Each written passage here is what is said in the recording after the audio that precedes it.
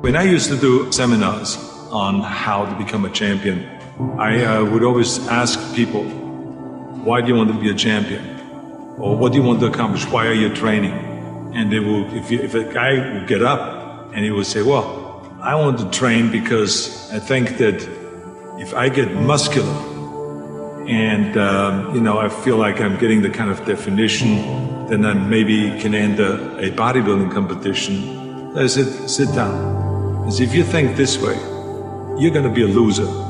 You're never going to make it because there's no maybe. You got to get up and say, I want to be a champion.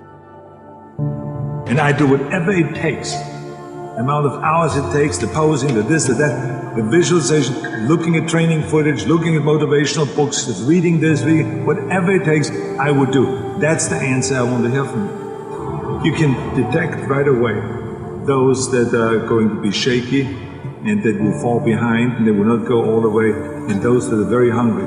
And that hunger you have to develop because you have to create a goal for yourself, whatever that may be, a short-term goal and a long-term goal. And you got to go after that. And if you do not see it, and if you do not believe it, who else will?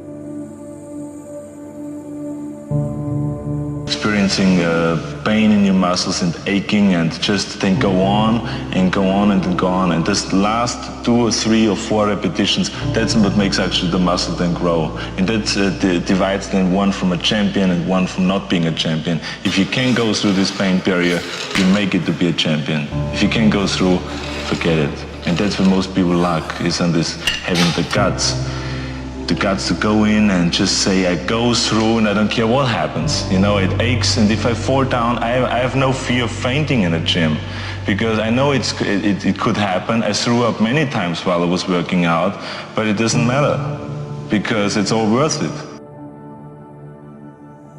Everyone has a problem with time, but the day has 24 hours and we sleep 6. Now, I know there's some out there that say, whoa, I need 8. Well, I say just sleep a little faster.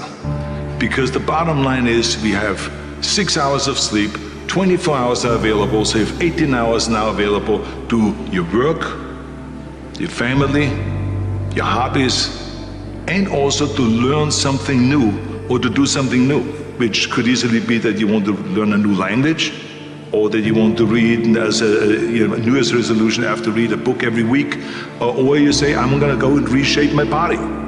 So you're going to go and take this hour out of your schedule and say, I'm going to train an hour every day.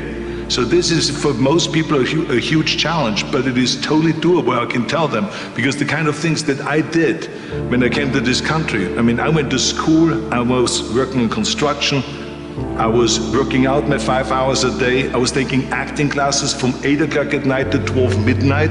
I was doing all of those things. I wanted to make sure that out of the 24 hours of the day, that I don't waste one single hour. Those hours were too precious. And so there I just want to tell people, don't give me this thing, I have a difficult time with the time and I don't have time for this and I don't have that. You have time, you make the time. I had this need of coming to America. When I started learning about America at the age of 10, and we got geography lessons and learned about America and saw the first photographs. I remember in those photos in the textbook, but also in Super 8mm film footage that they showed in the classroom, about the Golden Gate Bridge and the Empire State Building and the 6-lane highways and all this. I said, what am I doing here in Austria with these little roads? I want to go over there and I want to be part of the big deal.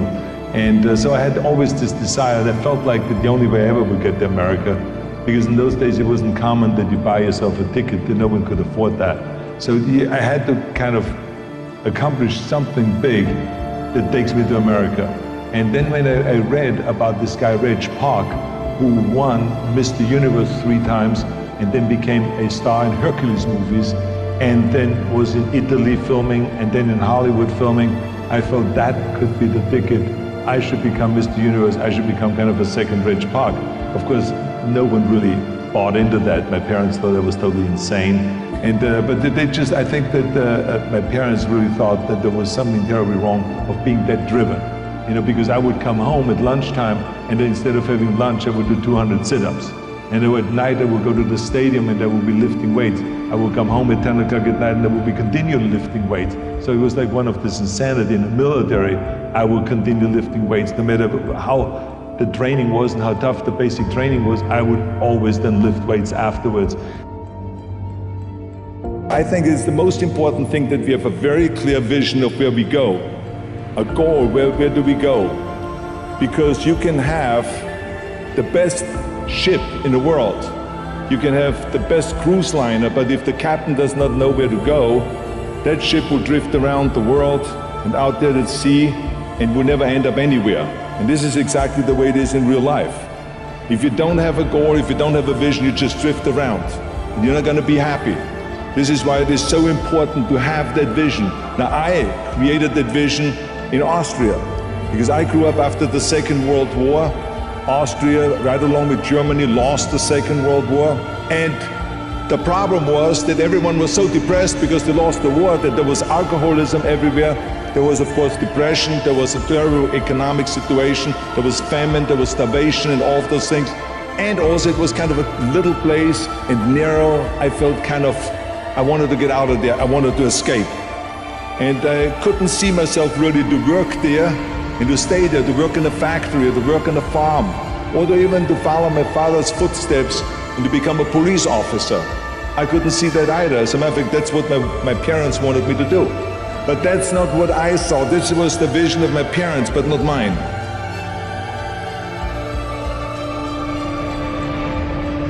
You got to work your butt off. If you think that you're going to go and accomplish something really special and be the best in anything in the world, and you think you can do it without working, you make a big mistake.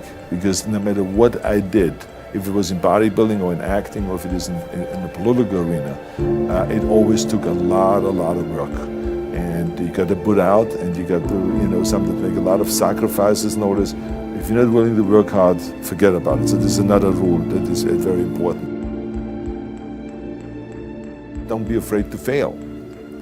Because if you're afraid to fail, then you're always holding yourself back because you're afraid that if you go all out, you may fail.